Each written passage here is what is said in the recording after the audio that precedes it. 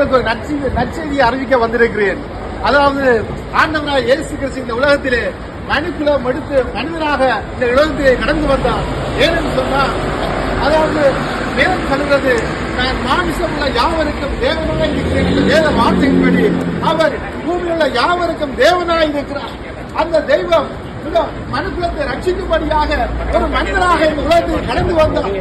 அவர் மூலம் ஜனங்களுக்கு பாவம் உண்டாவதற்காக அவர் சிலுவையிலே அறையப்பட்டார். அவருடைய ரத்தத்தின் மூலமாய் இந்த மனுக்குலத்துக்கு பாவ மன்னிப்பு உண்டாயிருக்கிறது. வேதம் சொல்கிறது,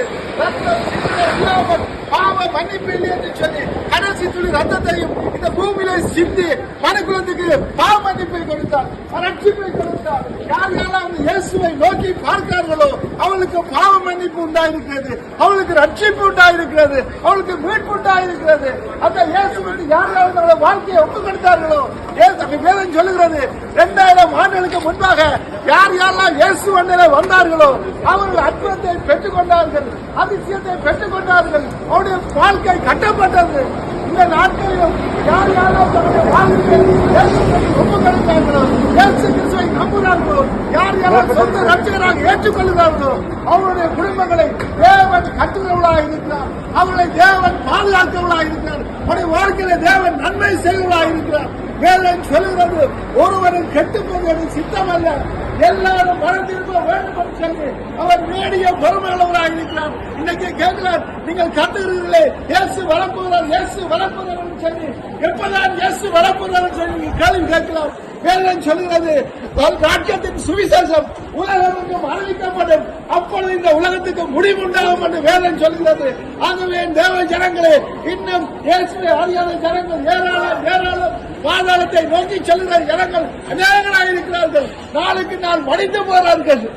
இயேசுவை பற்றி தெரியாமல் அநேகர் மடிந்து போய் விடுகிறார்கள். ஆகவே வேதம் சொல்கிறது, எல்லா இடங்களிலும் நற்செய்தி அறிவிக்கப்படும். இயேசுடைய பிறப்பு, இயேசுடைய இறப்பு, இயேசுடைய உயிர்த்தெழுதல், இயேசுடைய வருகை, இந்த நற்செய்தியானது மனுஷனுடைய வாழ்க்கையில நல்ல செய்தியாக மகிழ்ச்சியான செய்தியாக காணப்படுகிறது.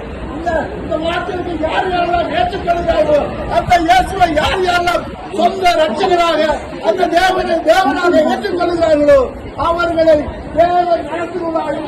அது மாத்திரமல்ல, இந்த பூமிக்குரிய வாழ்க்கை மாத்திரமல்ல, இந்த மனுஷன் மறுத்த பின்பும் இன்னொரு வாழ்க்கை இருக்கிறது. அதான்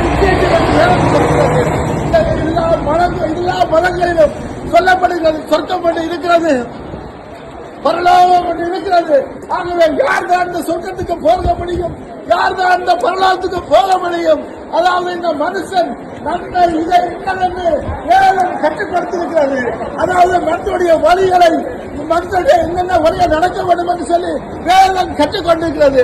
ஆகவே அந்த வார்த்தைப்படி யாரெல்லாம் கைக்கொள்கிறார்களோ, அந்த வார்த்தைப்படி யாரெல்லாம் வாழ்கிறார்களோ அவர்கள் நித்திய ஜீவனை அவர்கள் பெற்றுக் கொள்வதாக காணப்படுகிறது. வேதம் சொல்கிறது, நான் போய் ஒரு ஸ்தலத்தை ஆயத்தம் பண்ணுகிறேன், நான் இருக்கிற இடத்தை நீங்களும் நினைக்கப்படி உங்களுக்காக ஒரு ஸ்தலத்தை ஆயத்தப்படுத்தி வைத்திருக்கிறேன் என்று சொல்லி நாங்கள் இயேசுவோடு கூட இருக்க வேண்டும் என்று சொன்னார். இயேசுடைய வழியை நடக்க வேண்டும், இயேசு வாழ்ந்த பிரகாரமாய் வாழ வேண்டும். அவர்கள் இந்த பாவ உலகத்திலே பாவம் இல்லாதவராய் வாழ்ந்தார், அவர் பரிசுத்தமாய் வாழ்ந்தார், அவர் உண்மையாய் வாழ்ந்தார். யாருக்கும் அநீதி செய்யவில்லை, யாருக்கும் தீங்கு செய்யவில்லை, யாருக்கும் கெடுதல் செய்யவில்லை. அந்த இயேசு எப்படியாய் வாழ்ந்தாரோ அதே போன்று நீங்கள் நானும் வாழ பொழுது அவரோடு கூட நாங்கள் ஆளுகை செய்ய முடியும், அவரோடு கூட வாழ முடியும். தேவனோடு கூட நாங்கள் நடக்க வேண்டும் என்று சொன்னார், தேவனோடு கூட வாழ வேண்டும் என்று சொன்னார். அவருடைய வழிகளின்படி நடக்க வேண்டும். அப்பொழுதுதான் அந்த ஜனங்களுக்கு தன்னுடைய சமாதானத்தை கொடுக்கிறார். வேதம் சொல்கிறது, என்னுடைய சமாதானத்தை நான் உங்களுக்கு கொடுக்கிறேன். இந்த நாட்களில் மனுடைய வாழ்க்கையை சமாதானமற்றவர்களாய் காணப்படுகிறோம், ஏதோ ஒரு விதத்தில் வாழ்க்கையை குறைவுள்ளவர்களாய் காணப்படுகிறோம், இது எல்லாம் நாங்கள் இழந்தவர்களாய் காணப்படுகிறோம், நிம்மதி இல்லாதவர்களாக சமாதானம் இல்லாதவர்களாய் காணப்படுகிறோம். ஆனால் வேதம் சொல்கிறது, ஆனால் ஒரு பொருளை கொடுத்து சமாதானத்தை வாங்க முடியாது, ஒரு பணத்தை கொடுத்து வாங்க முடியாது. வேதம் சொல்கிறது, என்னுடைய சமாதானத்தை உங்களுக்கு கொடுக்கிறேன். அப்படி என்று சொன்னால் யார் யாரெல்லாம் தங்களுடைய வாழ்க்கையை இயேசுவிடம் கொடுக்கிறார்களோ அவங்களுக்கு தேவன் நம்முடைய சமாதானத்தை கொடுக்கிறார். அருமையான தேவப்பிரிய தேவ ஜனங்களே, வருகை சீக்கிரமாக இருக்கிறது. உங்களுடைய வாழ்க்கையை ஒப்புக்கொடுங்கள், இயேசுவை சொந்த ரட்சகரை ஏற்றுக்கொள்ளுங்கள். அப்பொழுது உங்கள் வாழ்க்கை செலுத்தும், நீங்கள் ஆசீர்வாதமாக இருப்பீர்கள். அது மாத்திரமல்ல, நித்திய ஜீவனுக்காய் நீங்கள் அழைக்கப்பட்டிருக்கிறீர்கள். அதுக்கு உங்களை ஒப்புக் கொடுக்கப்படுது. அந்த நித்திய ஜீவனை பெற்றுக் கொள்வீர்கள். ஆகவே இந்த நாளிலும் கூட இந்த வார்த்தையை கேட்கிற தேவ ஜனங்கள், தேவ பிள்ளைகள், தேவ ஜனங்கள் உங்களுடைய வாழ்க்கையை ஒப்புக் கொடுக்கப்படுது. கடவுள் உங்களை ஆசீர்வதிக்கிறவராக இருக்கிறார். கர்த்தர் உங்களை நிறைவாய் ஆசீர்வதிப்பாராக. God bless you.